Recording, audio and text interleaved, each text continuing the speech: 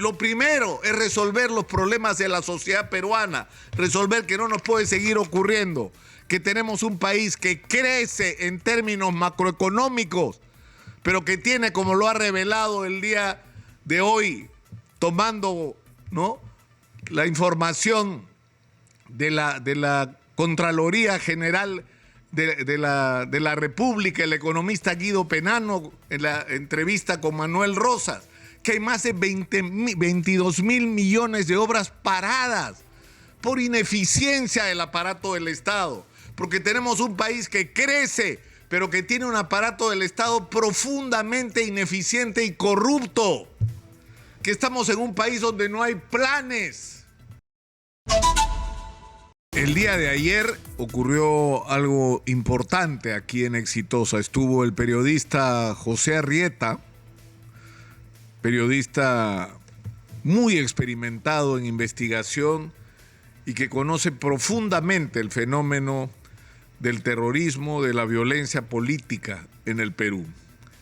Y lo que nos trajo no fue solamente la entrevista que publicó en la revista Sucesos a Víctor Quispe Palomino, el autodenominado José, que se declara a sí mismo líder de lo que se llama, según ellos, el militarizado Partido Comunista del Perú, y que es una organización que se mantiene hace décadas en la zona del Braem y sobre todo en el Biscatán, sin que podamos derrotarlos, y que podría tener un grupo organizado de cerca de 500 personas y la mitad de ellas armadas, con armas largas, con armas de guerra, parte de ellas secuestradas o robadas a las fuerzas del orden. Y no solamente fue importante la entrevista porque de alguna manera nos explicó lo que estaba pasando con este fenómeno que felizmente está concentrado regionalmente.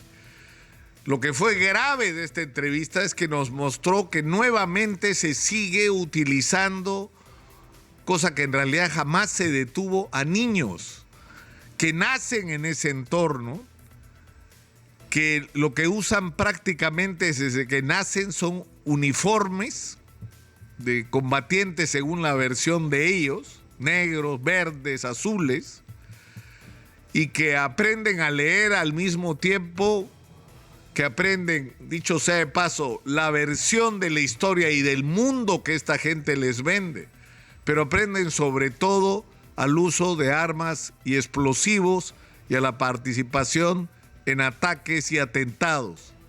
Son niños que son entrenados para la guerra prácticamente desde que pueden caminar. Y esto es una tragedia de la que no logramos liberarnos porque, como dijo sabiamente ayer Pepe Arrieta, estos niños son víctimas y deberíamos tratarlos como tales y tenemos que hacer un esfuerzo por rescatarlos y por darles la vida que merecen.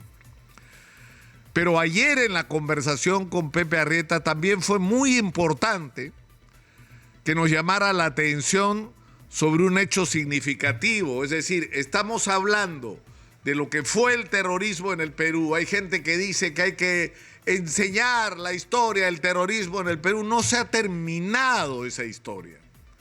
Esa historia no ha acabado y Quispe Palomino en el Braem es una señal que sigue presente. Pero no solamente él, que toma distancia con Abimael Guzmán, a quien acusa además de terrorista. Él dice que el terrorista es Abimael Guzmán y no su grupo, sino los herederos directos de Abimael Guzmán, que no son cientos, lamentablemente, sino miles, que cuando quisieron inscribirse como organización política para participar en las elecciones recabaron más de 500,000 de firmas en el Perú desangrado por Sendero Luminoso. En el Perú herido por Sendero Luminoso, esta gente obtuvo más de 500,000 de firmas. Y esta gente ha seguido actuando. Y ya no son los terroristas que ponen bombas. Es la gente que recluta, que se involucra en los movimientos sociales, que trata de participar en ellos y cuando puede hasta dirigirlos, que cotidianamente está aprovechando los defectos de nuestra sociedad para jalar agua para su propio molino. Se están preparando para algo que ni ellos mismos tienen claro qué será ni cuándo será, pero están trabajando en esa dirección. Y tienen un nuevo cuerpo dirigente de gente que salió de prisión tras cumplir 25 o 30 años de condena, que son cuadros experimentados, con formación política, con sentido de la organización y que significan una amenaza real para el futuro de la sociedad peruana. Porque están esperando algo que no les está haciendo muy difícil, mostrar que la sociedad peruana es un fracaso, que la democracia peruana es un fiasco, que el crecimiento económico no le llega a los pobres, y de eso viven, y de eso tratan de usufructuar para crecer como organización. Y el problema es que lo que tenemos al frente son un grupo de burros, porque no entiendo otra manera o no tengo otra expresión para definir lo que han acusado de terruco hasta el presidente del Jurado Nacional de Elecciones. Y lo que han probado es que son unos imbéciles con un nivel de ignorancia sobre los reales problemas del país, terruqueando a todo el mundo, terruqueando a cualquiera que se opone o critica o protesta o piensa diferente, sin darse cuenta que tenemos un enemigo real al que hay que combatir. Y que para combatir a ese enemigo real, lo primero que hay que hacer, lo primero es resolver los problemas de la sociedad peruana, resolver que no nos puede seguir ocurriendo, que tenemos un país que crece en términos macroeconómicos, pero que tiene, como lo ha revelado el día de hoy, tomando, ¿no?, la información de la Contraloría General de la República, el economista Guido Penano, en la entrevista con Manuel Rosas, que hay más de 22 mil millones de obras paradas por ineficiencia del aparato del Estado, porque tenemos un país que crece, pero que tiene un aparato del Estado profundamente ineficiente y corrupto, que estamos en un país donde no hay planes, donde los políticos no saben dónde van, no tienen objetivos, no están comprometidos con sueños para transformar este país, sino están comprometidos con sus billeteras y los de sus entornos, porque conciben la política como una manera de forrarse y no como una manera de servir a la sociedad y de transformar su propio país para beneficio de las grandes mayorías. Es el primer problema que tenemos que resolver. Y si no lo resolvemos, estamos trabajando para los enemigos de la democracia y de la sociedad. Pero necesitamos, para construir este país diferente, partidos políticos que merezcan el nombre. Miren lo que son los partidos políticos en el Congreso. Estamos discutiendo el caso de 5 congresistas que le han robado su sueldo a sus propios trabajadores. Eso es la clase política peruana, que se acuchillan unos a otros y lo único que hay en sus debates es todo menos ideas, porque no están discutiendo los problemas de los peruanos, no están discutiendo cómo vamos a enfrentar el poco tiempo y usar el poco tiempo que tenemos para prepararnos para lo que, según todos los anuncios de los especialistas, será un gran fenómeno del Niño, cuando por décadas no se han hecho las obras de prevención que se debieron hacer, porque no se escuchó a la gente de las regiones, a los ingenieros, a los especialistas, a los agricultores, a los empresarios. No se les escuchó. ¿Por qué? Porque estaban pensando cómo convertir las obras de reconstrucción en un negocio para que unos cuantos se hagan ricos y no para resolver los problemas de la gente. Los cómplices de Sendero Luminoso, los cómplices de los herederos de Abimael Guzmán, los cómplices de lo que es la continuidad de lo que fue el terrorismo en el Perú, son esos políticos irresponsables, corruptos e ineficientes.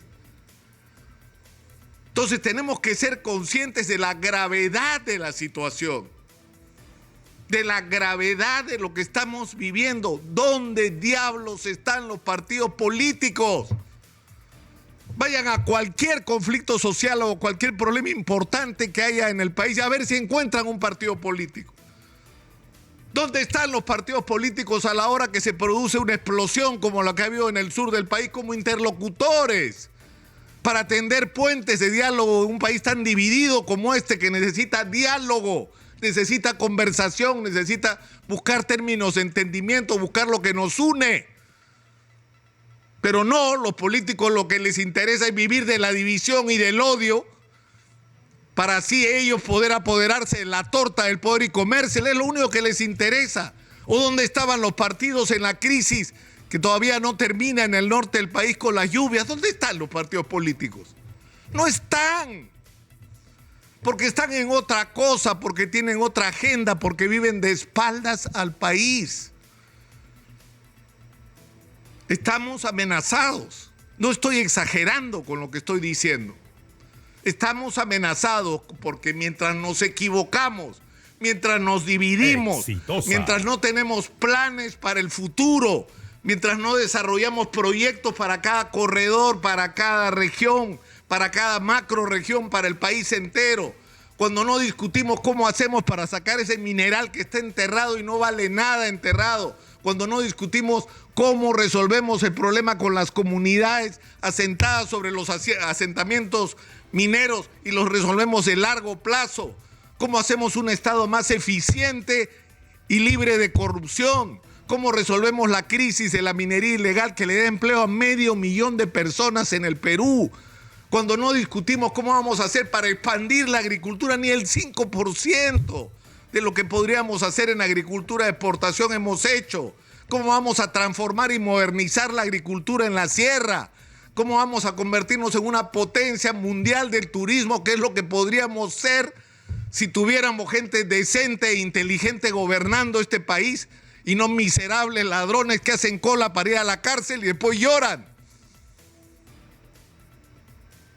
Es decir, estamos sinceramente en un momento crítico, porque mientras los partidos y la sociedad no hacen lo que debería hacer, los que están conspirando con paciencia, con perseverancia, por demostrar que somos un proyecto de sociedad fracasado y que lo único que puede salvar a este país es una dictadura violenta como la que ellos han querido imponer antes y a la que no han renunciado, lo que estamos haciendo es permitiendo que ellos avancen. Pero el principal error que se está cometiendo una vez más es no identificar claramente al enemigo. No identificar claramente al enemigo puede ser un suicidio. Exitosa. Acusar de terruco a cualquiera no solo es una irresponsabilidad, sino es una profunda ignorancia de lo que realmente está ocurriendo en el Perú. En ese Perú subterráneo que mucha gente no quiere ver porque no conoce el Perú, porque no sabe lo que está ocurriendo en el Perú y porque no sabe no solamente las enormes posibilidades que tenemos como república, sino los grandes peligros que nos amenazan. Yo creo que estamos en un momento crítico de la vida nacional y si de esta crisis no sale una nueva clase dirigente, vamos a tener que enfrentar seguramente una nueva situación de guerra como la que vivimos antes, y esta va a ser aún peor en términos de sangre, sufrimiento y pérdidas para todos los peruanos de lo que ya vivimos. Estamos avisados. Soy Nicolás Lucar, esto es Hablemos Claro, estamos en Exitosa, la voz que integra al Perú. Hablemos Claro.